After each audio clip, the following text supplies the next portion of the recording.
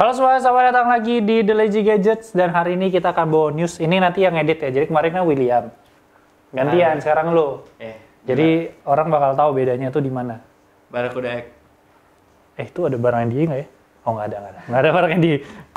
Halo semuanya, selamat datang lagi di The Lazy Gadgets dan kali ini untuk minggu kedua. Sebenarnya kemarin kan ada acara Samsung ya, cuman terlalu banyak hal yang harus gue kerjakan, jadi gue nggak bikin event news, jadi gue nggak masuk ke sini. Pas-pasan juga, minggu ini cukup dikit sebenarnya beritanya, dan ini gue nggak lagi megang Z Fold 2-nya Aldo, cuman tadinya gue mau ngajak Aldo buat ngobrolin, cuman dia kayak lagi main, ada lagi yang nggak bisa gue sebut, semuanya aja NDA di sini. Oke, berita pertama itu kita ngomongin dari acara Samsung aja langsung, karena sebenarnya kalau kita ngomongin Samsung, Z Flip 3, Z Fold 3, itu kan semuanya udah ada, apa istilahnya ya? Impression orang udah rilis, review udah rilis, mungkin review belum, banyak hal yang udah dibahas, jadi gue rasa nggak perlu untuk gue bahas. Gue cuma mau take note untuk beberapa hal yang menurut gue menarik aja sih. Yang pertama adalah dikonfirmasi kalau nggak ada charger ya, jadi chargernya itu harus dibeli terpisah, kotaknya cukup tipis, kecuali kalian tuh tinggal di China. Kalau di China, kalian tetap dapat charger 25 watt, tapi kalau untuk yang flip itu di 15 watt. Terus kita ngomongin S Pen. S Pen sekarang menambah 2 variasi lagi, jadi setelah Note sama Ultra, sekarang ada S Pen-nya Fold dan juga ada S Pen-nya Pro. Dimana yang Fold ini sendiri emang khusus untuk Fold karena emang layarnya kan emang lebih tipis gitu kan, jadi tidak merusak. Dimana Fold ini dia itu nggak punya baterai dan dia nggak punya Bluetooth, jadi nggak bisa digunakan sebagai remote control. Berbeda dengan yang Pro, dimana Pro ini jauh lebih gede, lebih panjang, lebih enak, dan dia punya toggle di bagian atasnya. Dimana gue sekarang membaca hal itu tanpa ada dosa gitu barusan, dan itu bisa dipakai ke multi device, jadi bisa di tap S21 Ultra, Note, Fold, jadi akan jauh lebih fleksibel. Bahkan kalian tuh bisa memindahkan satu data, saya dari Fold ke tab kalian dengan si S Pen ini karena dia itu by Bluetooth. Cuman bedanya emang dia lebih ribet sedikit karena kalian harus charge, ada Type-C di belakang, dan sebenarnya kalau kata impresi orang, ini lebih ke paintbrush daripada ke S Pen. Jadi harusnya lebih fluid kali ya gue rasa ya. Tapi baik lagi gue megang Fold 2 doang. Jadi gue nggak bisa ngomong banyak. Z Flip. Menurut gue Z Flip itu salah satu produk yang paling lucu yang pernah dirilis oleh Samsung. Warnanya juga lebih banyak, lebih mass product. Kita bisa lihat ada cream, black, green, sama gue lupa satu lagi yang pasti yang eksklusif ada putih sama pink. Jadi ada 7 warna. 4 rilis, 3 eksklusif Samsung.com. Tapi buat gue sangat-sangat menarik, bahkan gue kepikiran untuk jual Mac Mini yang belakang sana karena saya pakai Zephyrus ternyata untuk ganti ke Z Flip. Tapi mungkin itu cuma sekedar wacana buat gue.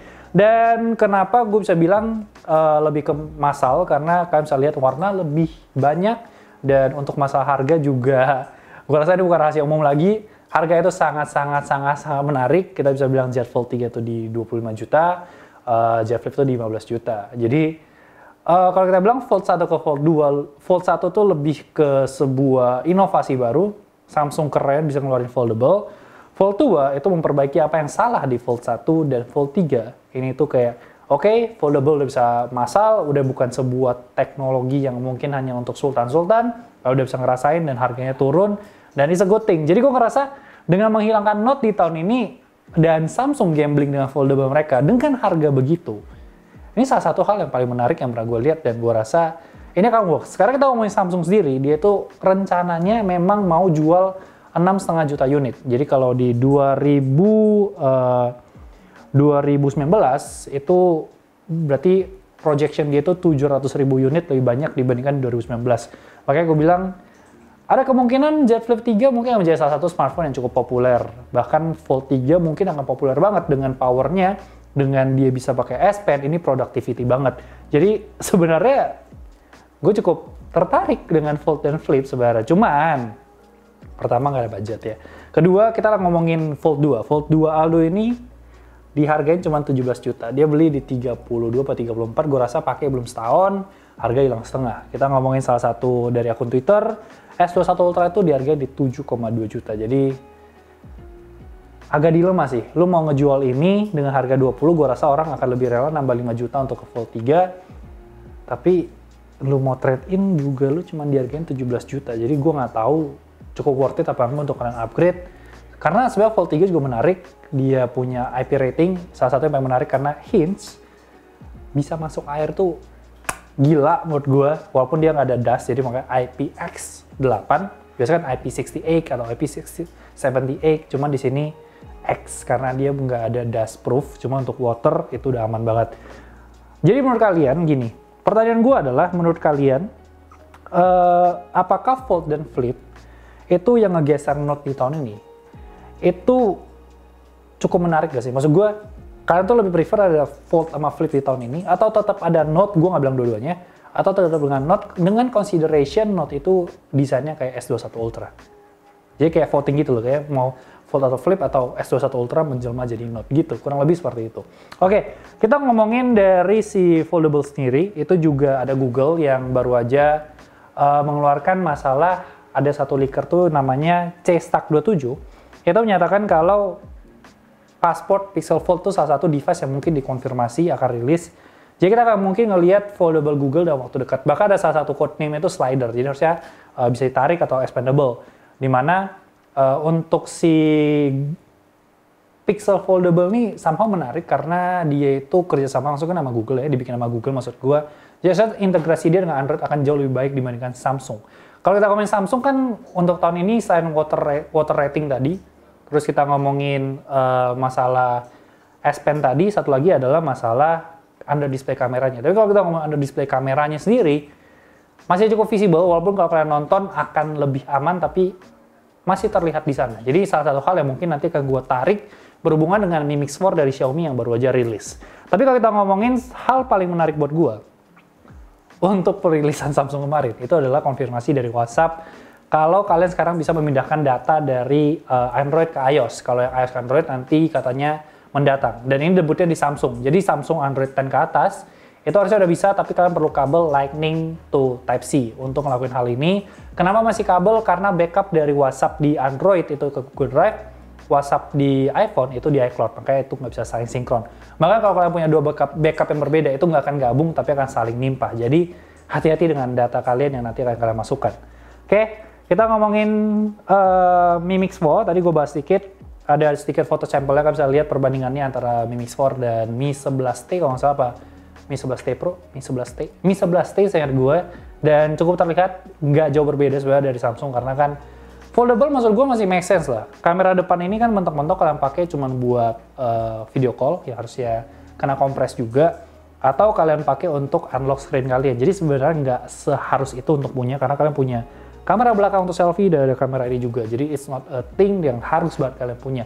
Tapi untuk Mi Mix 4 sendiri sebenarnya Xiaomi juga menyatakan kalau mereka sadar akan kualitas mereka. Gue ngeliat Mi Mix ini lebih ke eksperimental. Jadi emang dicoba-coba aja teknologi, nanti kalau udah matang mungkin dimasukin ke Mi 11, Mi 12, Mi 13 dan semacamnya.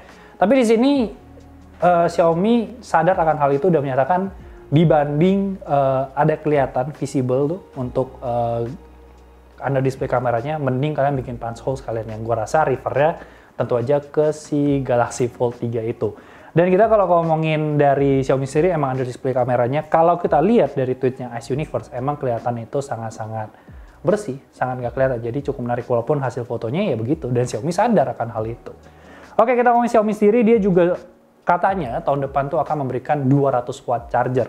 Jadi kalau 120 watt itu sekitar 15 menit, untuk 4000 mAh ini akan sekitar 8 menit aja untuk kalian ngecas full dari 0 ke 100. Dan kayaknya bakal debut di Mi Mix 5. Makanya gue bilang kenapa Mi Mix ini akan menjadi satu lini untuk eksperimen yang nantinya akan diimplementasikan ke brand-brand lain. Bukan brand lain, lini dia yang lain. Terus kita ngomongin Xiaomi, dia baru ngerilis MIUI 12.5 Enhanced Edition, khusus di China only, waktu kemarin acara Mi Mix 4, ya menurut gue timingnya oke banget, sehari sebelum Samsung Unpacked. Bagus banget timingnya. Ada CyberDock juga, cuma gue nggak bahas di sini. Tapi untuk MIUI 12.5, salah satu fitur yang cukup menarik perhatian adalah widgetnya. Widgetnya ini mirip desainnya kurang lebih sama kayak iOS, walaupun ya kalau kita ngomongin kotak itu Windows Phone. Tapi kita ngomongin Android sama iOS, tentu aja refernya ke iOS. Dan di sini terlihat emang kotak-kotak ini agak mirip, dan kalau kalian ikut MIUI 12.5 beta, itu kan bisa nyoba juga. Tapi gue nggak tahu secara global kapan akan rilis. Oke?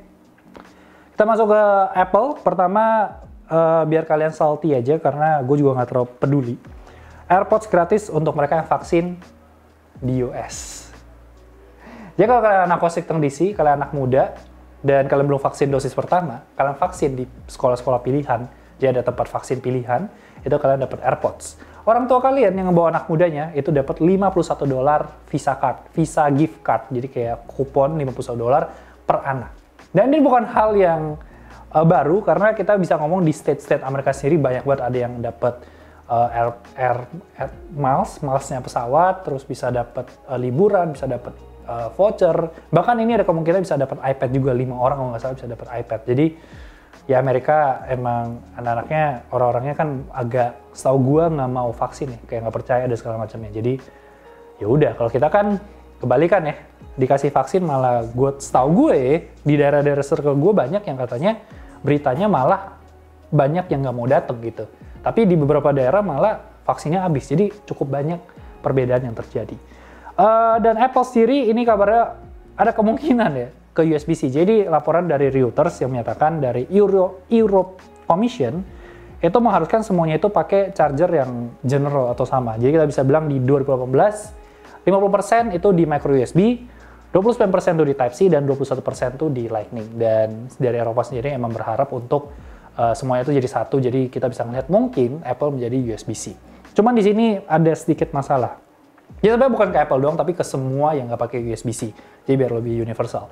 Cuman di sini gini, gue rasa Apple nggak akan terpengaruh dengan hal ini, dia nggak akan peduli karena kemungkinan paling dekat 1-2 tahun ke depan itu si Apple udah mau ke arah portless atau nggak ada charger, nggak ada kabel. Ada charger, nggak ada kabel sama sekali, akan mungkin wireless atau mungkin sistemnya kayak MagSafe atau gimana, gue nggak tahu, tapi dia akan portless. Kan rumornya ke arah sana. Jadi harusnya ya tidak ada Type-C. Apple tidak akan terpengaruh dengan hal ini. Dan berita terakhir, belum terakhir, ada Mark Gurman, terakhir sih. Mark Gurman dari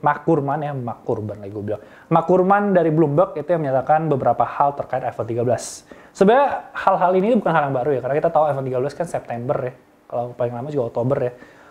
Dan sebenarnya rumornya udah kelihatan semua ya, desain udah kelihatan, bakal gimana, fitur apa, dan segala macam udah kelihatan ya kan. Tapi Mark Gurman tuh kayak lebih ke penambah kalau rumornya itu dikonfirmasi. Pertama, kalian bakal ada yang namanya cinematic video. Jadi portrait for video yang sebenarnya kalau kalian nonton review gue, Android udah banyak yang bisa, tapi it's Apple anyway, it's a new thing pasti buat anak-anak Apple. Terus filter sekarang bisa digunakan di objek, jadi bukan spesifik ke semuanya kalau kalian ganti warnanya, tapi spesifik mungkin ke objek atau orang, akan lebih spesifik. Dan ini bisa ngomong masalah temperatur, bisa ngomongin masalah shadow dan kontras dan segala macamnya. Terus hal-hal lain ditambahin ya kayak notch lebih kecil, 120 Hz, A15 chip, jadi nothing new.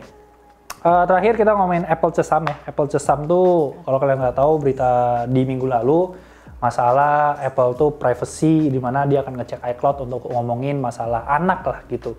Nonton video minggu lalu aja lebih gampang gue jelasinnya.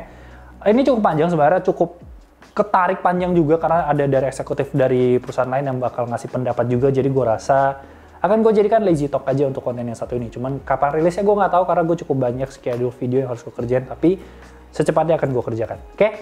Atau mungkin SJW lebih gampangnya di The Lazy Monday. Itu aja untuk berita minggu ini. Seperti biasa jangan lupa like, comment, share. Follow Instagram kita di @lazygadgets untuk berita lebih update setiap harinya.